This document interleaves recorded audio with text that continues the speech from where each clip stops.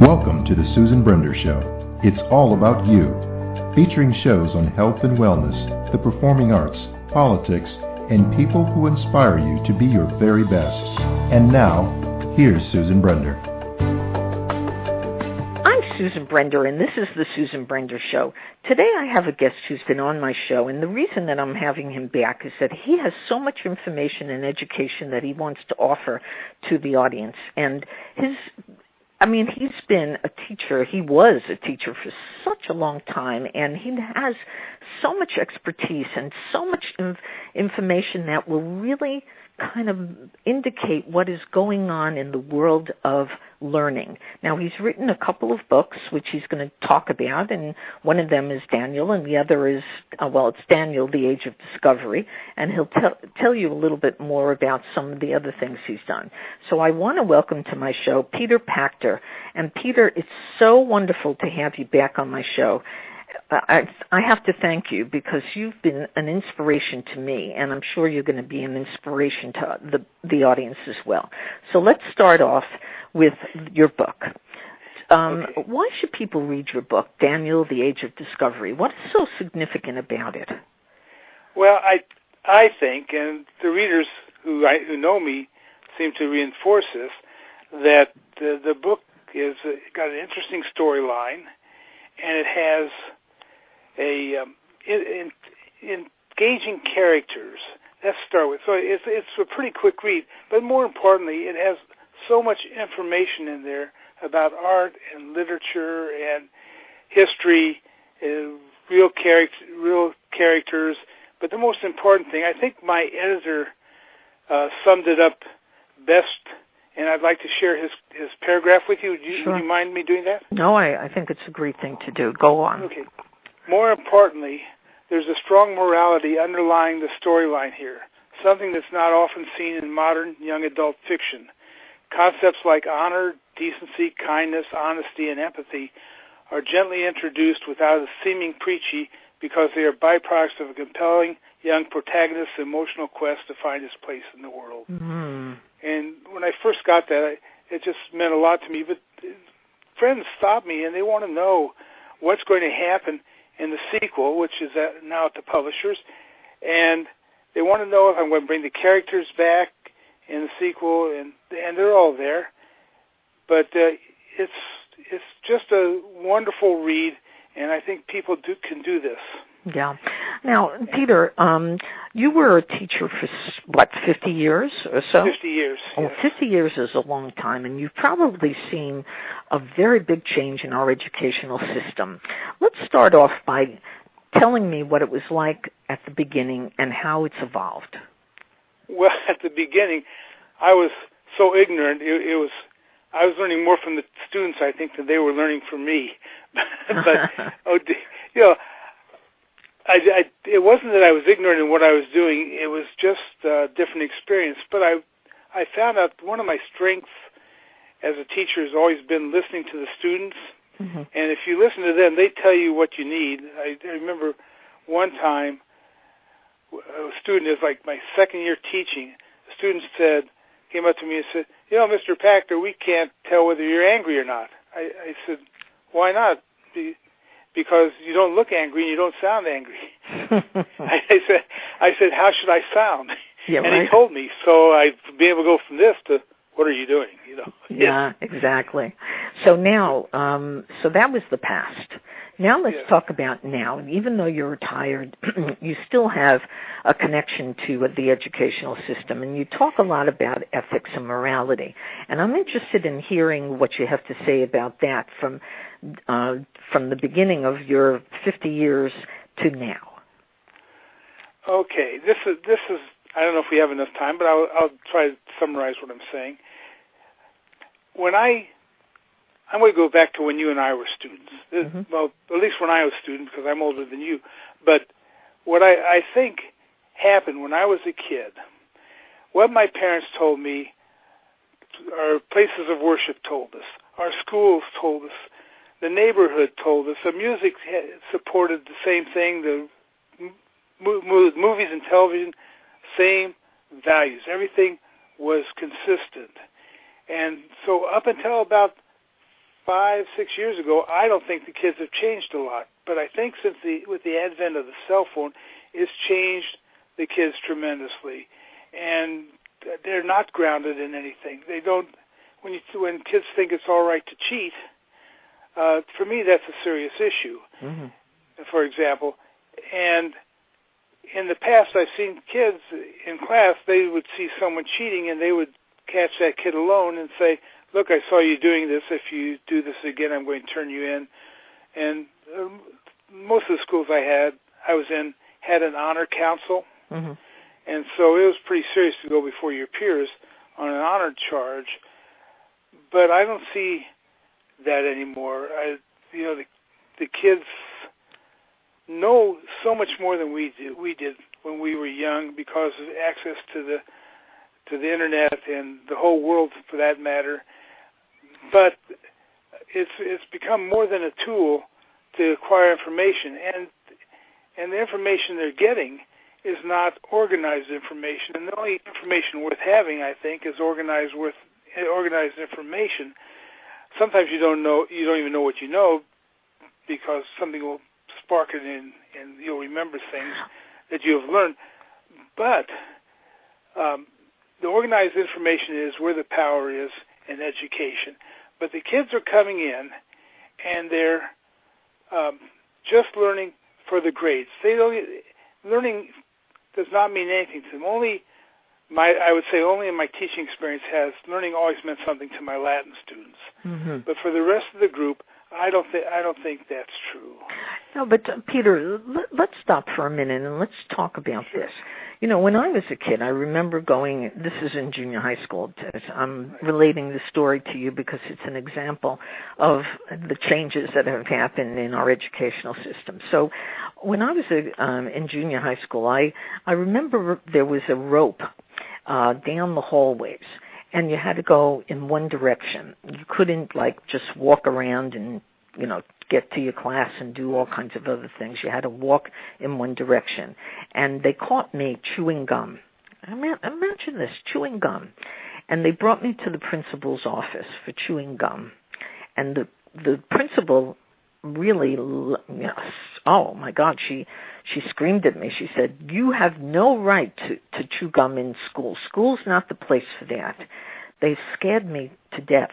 I was miserable. I was frightened. I really realized that, I have to follow a lot of the principles and the regulations of the school. Can you imagine that today? Chewing gum? It's still a problem, and at one time in school, one of my other duties was being responsible for maintenance, and it showed me how insidious chewing gum is. It gets stuck in floors, and we had carpeting, and it was even worse there. I've had students in class where someone stuck gum underneath the desk, mm-hmm. and they raised their legs and got gum all over their clothes. The gum itself is not bad. It's just that they don't tend to dispose of it. I think it's a never-ending struggle. But there are other things, going back to education, that really disturb me. The kids, because they're on their cell phones constantly, have a very difficult time now speaking to one another. They're speaking to a person face-to-face. They don't have those vision skills that they need to recognize people's faults. I was talking to the kid the other day. I'm helping him get some things together, and he was reading the back of my book, and there were words on there he didn't recognize. I said, "Why don't you recognize this? You graduated from high school." He said, "I cheated." I said, "Well, it looks to me like you cheated yourself. Right. You deprived yourself of education." He wants to write lyrics and music and poetry, and that's what he'd like to do for his life, and so he's really hurt himself by not learning that. He's got plenty of time to catch up. The other thing, the kids don't read very much anymore, and when they read, they don't read biographies at all. It's sad. They can learn a lot by reading about people who struggled to be successful. Mm-hmm. The people in my book, the real people in my book, Daniel, the Age of Discovery, are all self-made people, self-educated. Right. Roger Babson, Jesse Livermore, Herbert Hoover. These these people appear in Bernard Baruch. Well, Bernard Baruch had an education, but it appears that these people were self-taught, became successful. All these people were self-motivated too, and not for grades. When grades come into this, and I talked about the kids, they get so stressed about grades. I said, look, if you just study because you want to learn the material and just learn it the best you can for the sake of learning it, not only will you have more fun, but your grades will probably be as good, or if not better, than what they were before you were stressing over grades. Well, this is an interesting dilemma that we're having today, because you were talking all about the fact that kids are on the computer all the time. They're on their iPhone, they're on their iPad, but their values are generally set up or exist because they learn a lot from their parents. But you see their parents doing the same thing. They're on the phone, they're on the computer, they're on iPhones, iPads, and various other technical devices. So who can they learn from? That's a good question. They should be learning from their parents, and maybe the parents should monitor their use of the cell phone a lot more. When I wrote my book, Thoughts to Hold On To, the first edition, I asked some students to read for me because I knew these students were having some issues, so I thought it'd help them if they read and give me their feedback as they read. And they did, and one of the kids read the chapter on procrastination, and he said to me, I'm going to stop procrastinating today. And then I said, well, I'm going to stop tomorrow. and then he said, you should write a chapter on stress. So I did do that. And I saw him about 2 weeks later, and this was a very good student, incidentally. And I saw him about 2 weeks later, and I said, how's the procrastination coming along? He said, oh, great, I'm ahead a week in all my subjects. Oh. I said, how's the stress? He says, I don't have any. Isn't that wonderful? So now, wait a minute, Peter. I have to ask you. We are talking about kids today, okay? And here you were an inspiration to the kid, I believe, because not every kid would listen to you, and I'm sure you've had many who wouldn't. But suddenly, you just got through to this kid. Now, what is it about you that makes kids want to learn, want to write, want to research, want to read your book? What is it about you, Peter? There are plenty of kids who don't listen to me. I'll say that. But the ones that do, as a teacher, and teaching Latin, Latin is really demanding in and of itself, but I hold their nose to the grindstone, so to speak, and they do the work, and they work hard. The first year I taught world history honors, and I had kids complaining about the class all year long, and I had administrators come and say, why are you doing this? I said, well, this is why I'm doing it. And it's an honors course to get 8 extra points on their grade. They can do extra work.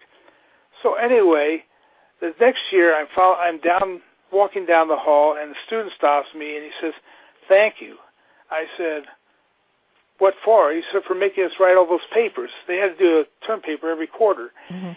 And then they had to present it to the class. It was a lot of work. And I said, do you mean those papers that you complained about all year? He said, yeah, those are the ones.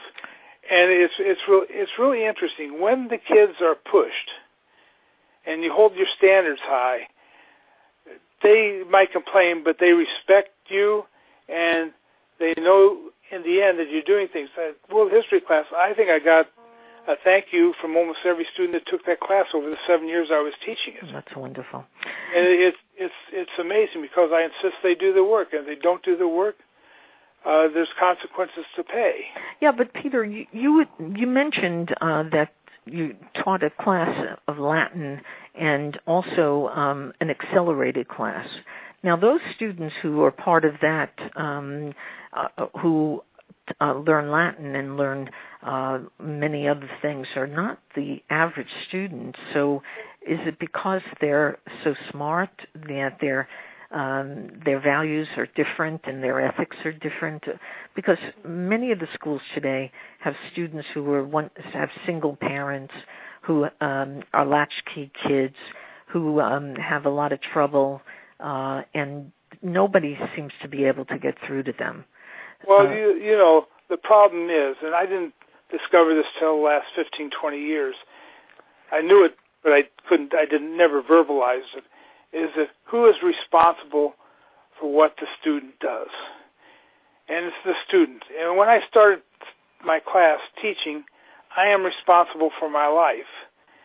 And that's the very first thing I taught. I spent the first day talking about what that means and what it means to them and what it means to life. And I tell them, I said, this is not my rules. This is life's rules. This is the way it is in the real world. And I give them some examples. For example, let's talk about this. Mm-hmm. Before I give you examples, what I am responsible for my life means is not that you can do whatever you want. That doesn't work. But it means that if you make good decisions, you get good consequences, and you make bad decisions, and you get bad consequences. Mm-hmm. So if you're an attorney, for example, and you don't file your briefs on time, you will probably be sued and lose your license. Mm-hmm. I mean, that's it. If you're filing your income tax and they're due at midnight on April 15th, and you turn it in at 12:04 a.m. on April 16th, mm-hmm. you're late, and you will probably pay a fine. Right. And, yep. And I had to come up with a kid. He had to retake a quiz, and he had a whole week to do it. And the deadline was 7:30 in the morning before school mm-hmm. on Thursday. He came in at 7:34. It was only a 10-point quiz. It was a retake for him, actually, and he wanted to take it. And I said, "No, you're late." Mm-hmm. And it was income tax season. That's why I remember this so well. And I said, "Look, if you file your income taxes, the same story I just told you, you're going to have a penalty. You can't go to the IRS and say it's only 4 minutes late." Yeah. You know, there's consequences. And they said, "Well, what happens?" And I'm dealing with this kid I'm helping.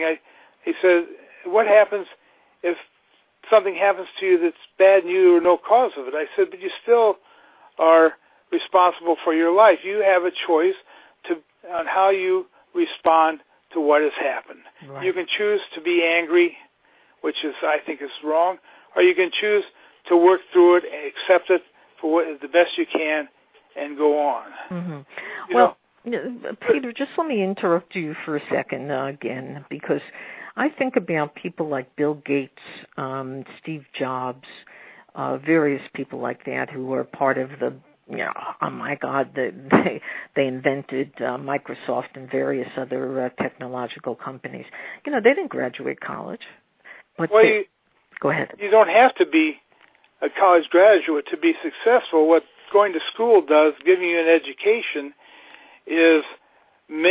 gives you more choices for occupation. You don't have to do that. There's a lot of people in this country who are very successful who never went to college. Well, you look at Washington and Lincoln; they had about 1 year's formal education in their lifetime. But these people, Cornelius Vanderbilt, he was really uneducated, and it bothered him all his life. Mm-hmm. Now, my father had to drop out of school. I think he was in the 8th grade to help support the family. This was back in the early 1900s. Mm-hmm. And he died in education, and he became self-educated because he thought it was smart. You can be a mechanic, you can be a ditch digger, you can do all those things, but there's nothing wrong with being an educated mechanic or an educated ditch digger, for example. Right. I think people should do what they enjoy. For a living. Yeah. I taught that. If there were money for me, I never would have been a teacher.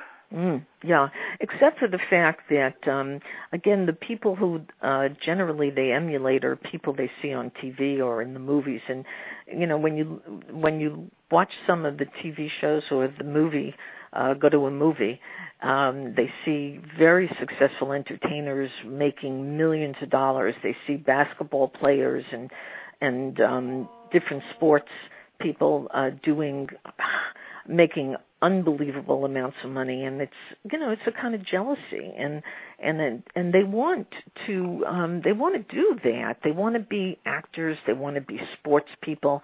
They're not looking to be teachers necessarily anymore. No, but the situation is with that. First of all, when you see successful people, you don't know the problems they went through to get to be successful, whether it's athletics or business.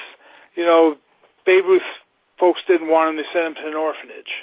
Yeah, that's true. And he was a natural athlete, and he was bigger than life. Even when he was alive, he was bigger than life. I had another one there I was going to talk about. It'll come to me. I'm having a senior moment. but it happened. Look, Jesse Livermore, his father, he liked school, and his father made him drop out of school and go to work on the farm. And he said, "I'm not doing that." And he ran away. His mother gave him, I think, $10, and it was too big for him. He ran away. He was outside a brokerage house in Boston. He didn't even know what it was, and he watched people go in and out, and he went in to see what it was all about. And they said, "Can I help you?" He said, "I'd like a job," and he became a chalkboard boy, the ones who wrote the quotes on the boards, because they didn't have electronics in those days. And so he discovered he could read the market, and he became the world's greatest stock trader, I think. Made millions, he lost millions, went bankrupt once, but he paid it off when he got back in the chips. He made, in the crash of 1907, he made $3 million, and 1929 made over $100 million in the crash. Oh my goodness, that's amazing. And he is an amazing fellow. I like this fellow, and I'm really, I just read William Durant's biography. He was the founder of General Motors, and he was really good at starting companies and building them up, but he wasn't much good at managing or investing in the stock market. So right before 1929, before the crash, I think he was 68, 69 years old, and he thought the market was going to go on forever, and it crashed, and he lost all his money. I think the last job he had was he was managing a bowling alley, which he started. It was a family bowling alley. That's a riot.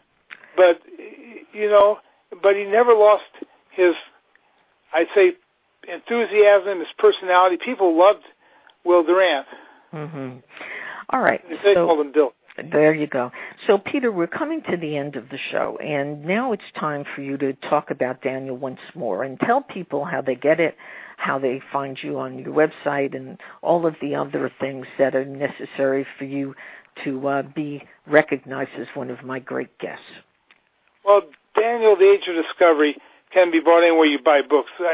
Barnes and Noble carries it online, but you can get it at the bookstore. They'll order it for you. But anything electronic, any place electronically where they sell books, you can get it. It comes in three forms: hardback, paperback, and e-books. I have another book that's gone to production called Thoughts to Hold On To. It's an expanded edition of the one I did back in the 1990s. It's for kids, teenagers particularly, but everyone can read it. I've been told many times when I got upset about things to read my book, and especially by my brother. And the sequel is done. It's at the publishers. It's called Daniel, The Age of Anxiety.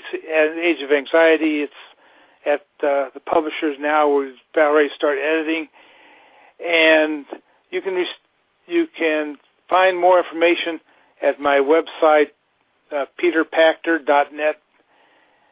Is that enough? Oh, it's plenty. Well, today my guest has been Peter Pactor. Now, Peter Pactor has been an inspiration to students for over 50 years, and he's got a lot of information that I think that all of our audience ought to listen to, because, we have to think about our kids and their future, because if they're not going to learn and they're not going to get the proper education, it's going to be a problem. So Peter has maybe not all the answers, but he's got a lot of answers, and I think that reading his book is going to be a wonderful experience for everybody. So I want to thank you, Peter Pactor, for being on the Susan Brender Show. Well, thank you for having me, Susan. I always enjoy talking with you. Thank you. Thank you for listening to the Susan Brender Show. To be a guest, email sebrender@yahoo.com.